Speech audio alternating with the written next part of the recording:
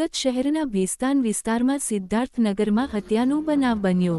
તુફાન રાઉત નામક યુવકની હત્યા કરાવેલી લાશ મળી આવી સામે। તુફાન રાઉતની ઉંમર આશરે 45 વર્ષ હતી। મૂળ ઓડિશાના રહેવાસી। ભેસ્તાન પોલીસ અને ઉચ્ચ અધિકારી ઘટના સ્થળે। પોલીસે આગળની કાર્યવાહી હાથ ધરી। ડાયરેક્ટર સમદ શેખ। જોતા રહેજો એસપી ન્યૂઝ। जी साहब, कई रीतना घटना घटी है कई जगह અત્યારે એક મર્ડરની ઘટના સામે આવી છે ભેસ્તાન પોલીસ સ્ટેશનમાં, જે સિદ્ધાર્થનગર વિસ્તાર છે ત્યાં ગલી નંબર 12 છે ત્યાં આગળ મરણ જનાર છે અમર ઉર્ફે તુફાન વિજય રાઉત, ઉંમર વર્ષ 45। એને અત્યારે કોઈ અજાણ્યા માણસોએ એની હત્યા કરેલી છે। અત્યારે અમારી તપાસ ચાલે છે।